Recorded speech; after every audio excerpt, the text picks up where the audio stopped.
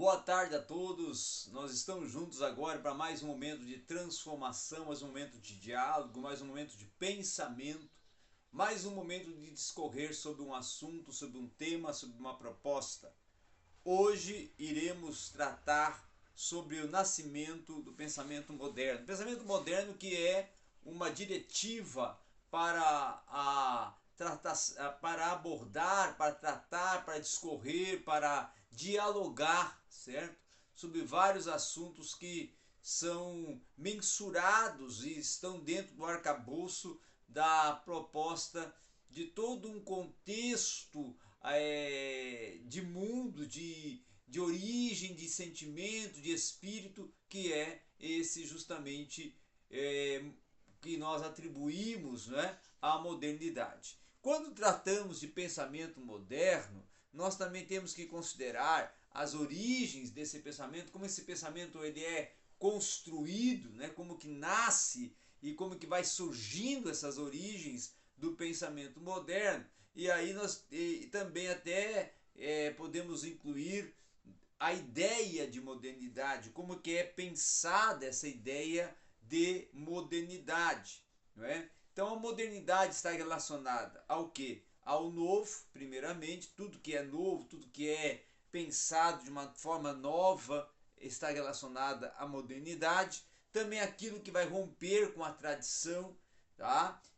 Quando a modernidade começa a ser pensado, é um rompimento de tradição.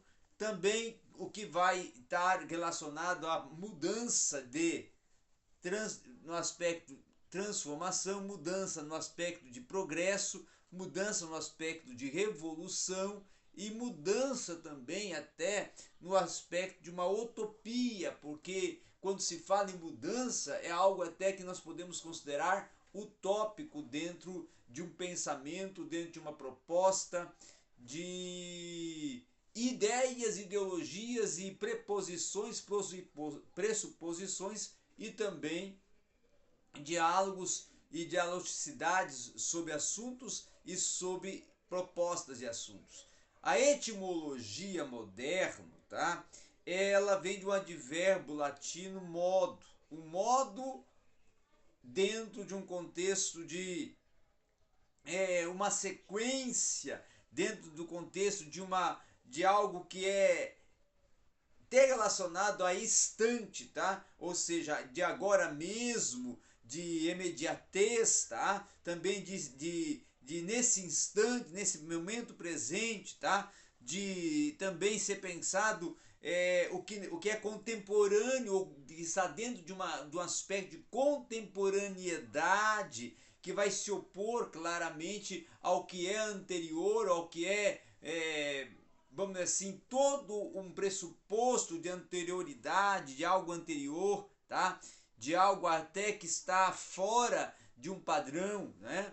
Então, é esses assuntos que nós podemos começar a distinguir, tratar e abordar com o nascimento da ideia de modernidade. Duas noções que são fundamentais e que estão direcionadas e relacionadas ao moderno e que precisam ser pensadas, tratadas e avaliadas. Primeiro é a ideia de progresso, considerada dentro de algumas questões, considerando até melhor e mais avançada até que algo que está dentro de um procedimento antigo, tá? Então essa ideia de progresso, ela nos traz um sentido de ideia de uma transição, de um olhar e de uma projeção de tempo que venha nos conceder um novo período, um novo aion, um novo design, uma nova visão, uma nova percepção, um novo estilo, não é? Com isso também é a própria valorização, tá, do indivíduo está dentro do pensamento de modernidade, porque quando ela vai surgir, ela surge justamente com essa proposta de valorizar o indivíduo. Então, dentro de um aspecto, de um estudo, de uma subjetividade, tá? De algo que é subjetivo, ela vai também olhar como o lugar da certeza, da verdade e até dos próprios valores ou da própria origem, nascimento dos valores. Também temos que considerar o nascimento da modernidade como portador de alguns aspectos que nós consideramos de aspectos históricos, que estão dentro do seu gênese, tá? Então, com isso, nós vamos ter, primeiro, o período histórico em que vai se entender ou corresponder à modernidade. Nós vamos pensar que vai surgir e vamos propor e conceder uma assertiva sobre isso, dando a data de 1453, então meados do século XIV, tá? Com a queda do Império Bizantino. Então a queda do Império Bizantino, ela vai ter essa proposta, tá? Também em 1789 nós vamos ter a Revolução Francesa. Então, com a Revolução Francesa de 1789 seria já o período em que essa idade ou esse tempo modernidade está chegando ao seu fim. Então, tem com isso também alguns aspectos históricos que pode ser pensado e rotulado e conceituado e caracterizado também para a modernidade. São, primeiro, o conjunto de transformações que a modernidade irá proporcionar. A revolução comercial que ela concede. Depois, a partir do século XV, principalmente a partir do século XV, que é denominado o século que se inicia um período de descobertas, de grandes descobertas, né? Na área principalmente vamos assim, da indústria, da área dos mecanismos, né? Então, o ressurgimento nesse período de alguns centros comerciais, inclusive, até como o centro comercial de Sevilha, na Espanha, o centro comercial de Lisboa, em Portugal, e o centro comercial de Londres, lá na Inglaterra. Então, a Europa começa também a dar aí os seus indícios de grande avanço, de grande prospecto, progresso na área comercial, tá?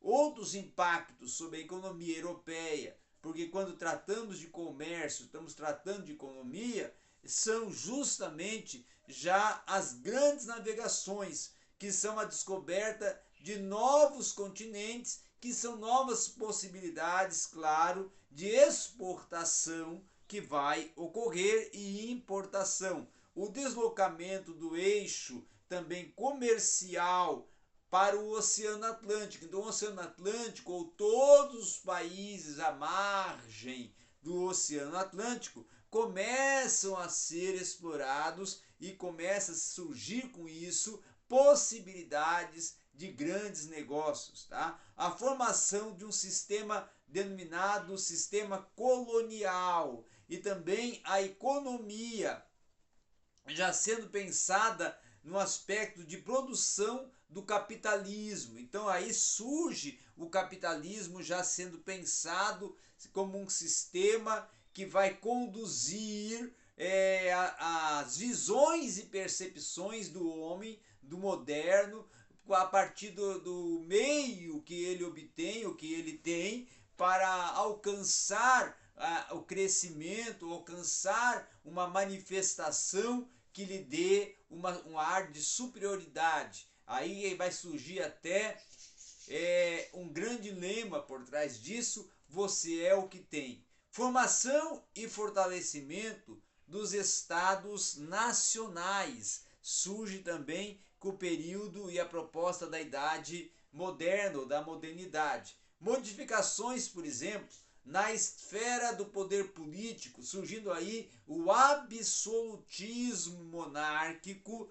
Depois nós vamos ter a unificação dos países europeus no início, ainda da Idade Moderna. Já no ano de 1386 nós vamos ter a Revolução, tá? De Avis, que ocorre em Portugal, né? Promovida por Dom João.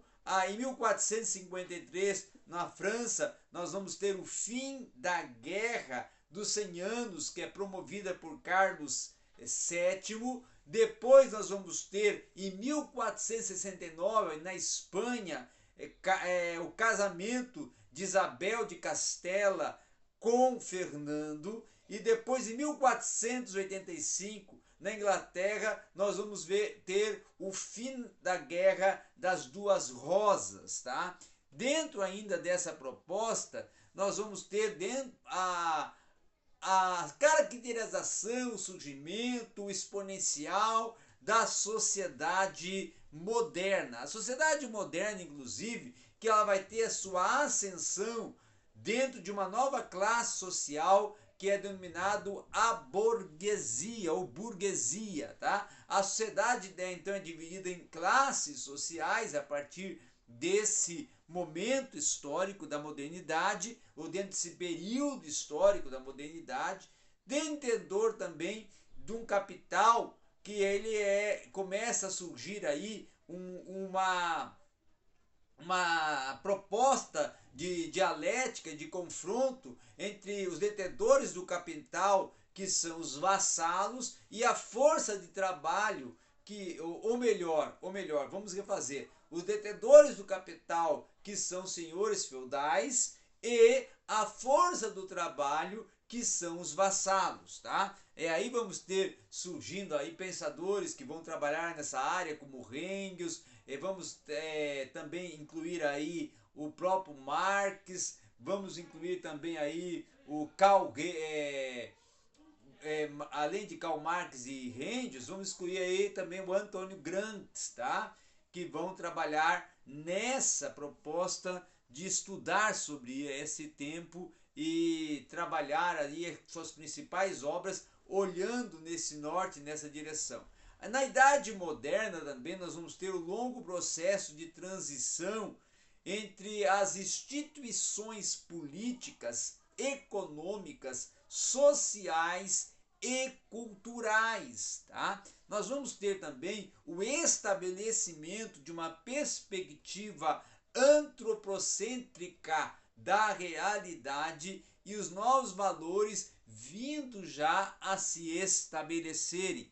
Nós vamos ter também o momento do individualismo, como a valorização do indivíduo, a liberação do indivíduo, o competir com os outros pela sua subsistência, o espírito de competição. Vamos ter também a proposta do racionalismo, como a valorização da razão, a possibilidade de crer em si próprio, a capacidade de observar, refletir, discernir o melhor caminho e o sujeito pensado a partir da sua própria história, tá? Da sua própria essência. Nós vamos ter também, dentro disso, a crise da igreja. A crise da igreja é pensada como o descontentamento com a Igreja Católica Apostólica Romana, na sequência, a vasta riqueza material num contexto olhado, observado pela fome, a miséria e as guerras. Vamos ter também a comercialização de práticas religiosas que vão ser pensadas a partir da absolvição de pecados, venda de relíquias sagradas, que é o que propõe as indulgências, tá? Nós vamos ter também a condenação da usura, que ela é defendida por Tomás de Aquino, que ele vai dizer que devia-se pagar apenas o preço justo por um produto, ou seja, o preço da mão de obra somado à da matéria-prima. Quem vai defender essa pressuposição e proposta, então vai ser o célebre Tomás de Aquino. Nós vamos ter dentro também disto um plano político, aonde o poder excessivo dos papas, ele vai ser interferido nos assuntos, vai estar interferindo nos assuntos eternos. Vamos ter o plano econômico, como a igreja proprietária de imensas extensões de terra em diversos países e mantidas ainda em regime feudal. Tá? Vamos ter também o desentendimento interno do clero e vamos ter a tentativa de se corrigir os abusos cometidos. Tudo isso ocorrendo dentro do século XV. Tá? Vamos ter as questões teológicas sendo debatidas, como a teoria da predestinação versus a teoria do livre-arbítrio, que é pensado e surge essa discussão após a Reforma Protestante. Tá? E vamos ter também, depois, como já até antecipei, com a Reforma Protestante, que vai ocorrer em 1516, a Reforma Religiosa. Tá? Martinho Lutero, então o grande reformador, que vai nascer nos anos de 1483 e vai viver até o ano de 1546, ele vai promover a renovação religiosa, com início esta ocorrendo na Alemanha, onde a igreja vai possuir grande quantidade de terras. Vamos também ter a quebra da unidade religiosa europeia. Vamos ter o rompimento com a concepção passiva do homem, entregue justamente ou unicamente aos desígnios divinos. Vamos ter também o reconhecimento ao trabalho humano como uma fonte de alegria divina, origem latina da riqueza de felicidade ou até da própria felicidade. Vamos ter o conceber a razão humana como extensão do poder divino. E vamos também ter a colocação ou até o pensar e a proposta de uma teoria que ela vai nascer no seu Genésê a partir da proposta de colocar o homem em condições de pensar livremente. Então, é a liberdade do pensamento, aí que nasce a liberdade do pensamento e até a responsabilidade deste homem que tem a liberdade de pensar, de ser responsáveis pelos seus próprios atos de uma forma autônoma. Tá? Também vamos ter nesse contexto, e é importante colocar, a Contra-Reforma, que é um movimento que vai surgir, tá, com proposta de mudanças, transformações em algumas áreas de contexto religioso, como em 1545, já bem, vamos dizer, praticamente aí quase que 30 anos, né, próximo dos 30 anos de Reforma Protestante, vem o Concílio de Trento com medidas tomadas pela Igreja Católica, como a proibição de acúmulo ou de acumulação de cargos eclesiásticos. Depois, a proibição da venda de indulgências. Tá? Aí vem a criação de seminários para a formação do clero. Na sequência, a censura dos livros considerados ofensivos à doutrina cristã, que eram denominados Index Librorum ou Librorum, tá? Foniritorum, tá?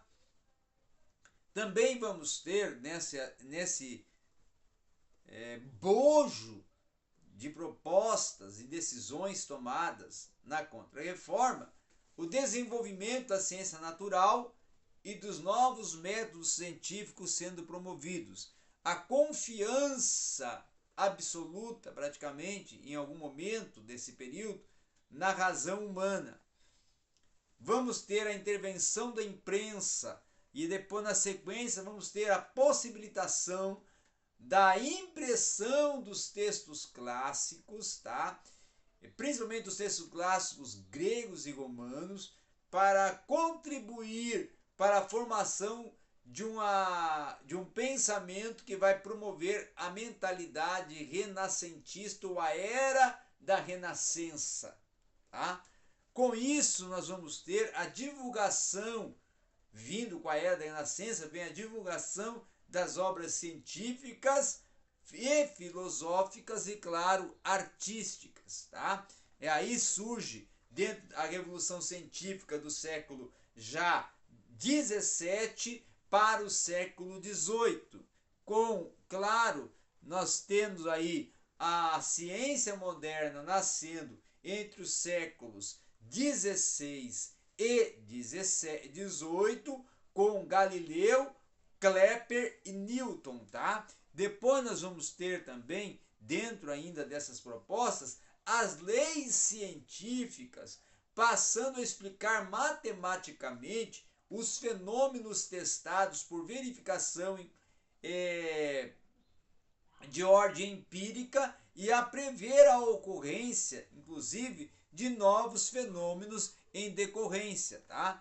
Nós vamos ter também, dentro dessa proposta, e eu quero aqui acrescentar, a essa altura a ciência se autonomizando, ou seja, se tornando autônoma, autonomizando, tá? Uma relativa filosofia com a proposta de tornar o conhecimento que se procura no aspecto de formulação de leis que vão reger esse conhecimento mediante as linguagens rigorosas que vão empreender na formação dos saberes, tá? Vamos também ter nessa época algumas outras questões relacionadas à arte, como a Galileu e também que vai introduzir a Galileu Galilei, tá? Que vai ser o cientista responsável por introduzir a luneta nas suas investigações astronômicas, tá? Isso em 1609, descobrindo inclusive as montanhas da Lua, as fases de Vênus, os satélites de Júpiter e a levada claro que o fim de Galileu Galilei vai ser que ele é levado ao tribunal da Inquisição, isso ocorrendo em 1632, tá? Vamos ter também, com todo essa arcabouço, em 1687, Newton aplicando as matemáticas aos movimentos dos corpos e estabelecendo a lei da gravitação universal. Vamos ter nesse período também a oportunidade de discutir sobre a química. Lavoisier, tá? Por volta do ano de 1780, vai descobrir a existência do oxigênio e vai definir o seu papel na composição do ar, da água e na combustão dos materiais, tá? Nós vamos ter também, dentro ainda dessa assertiva e discorrendo sobre esse assunto, a Revolução Industrial, que vai ocorrer nos séculos XVIII e também dentro do século XIX. Nós vamos ter a Revolução Industrial que ocorre nos séculos XVIII e XIX, como promovendo ali a concepção moderna de ciência, substituída a antiga concepção teórica, até inclusive de ciência, por uma concepção que coloca no aspecto de polo teórico ao serviço de uma atividade manipuladora e tecnológica, tá?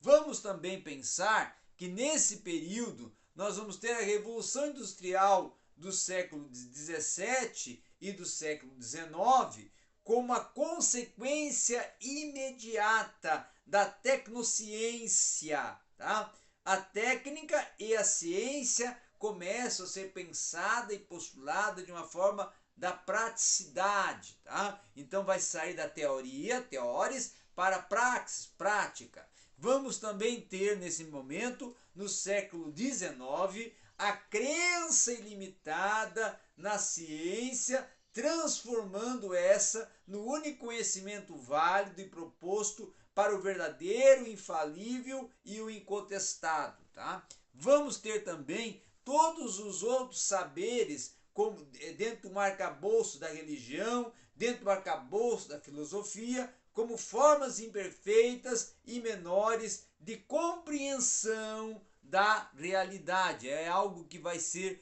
discorrido, defendido e questionado até nesse momento do século XVI. A ciência, então, ela é entendida nesse período como um sinônimo de progresso e de felicidade, tá? Com toda essa proposta também nós vamos ter aí o encerramento com essa síntese da ciência compreendida como uma concepção, tá? Ou até vamos assim, um sinônimo de progresso e de felicidade, nós temos o encerramento desse contexto de pensar no período da modernidade, do pensamento moderno. Vai ser a síntese do pensamento moderno, a ciência entendida e concebida como sinônimo de progresso e de felicidade. Obrigado a todos.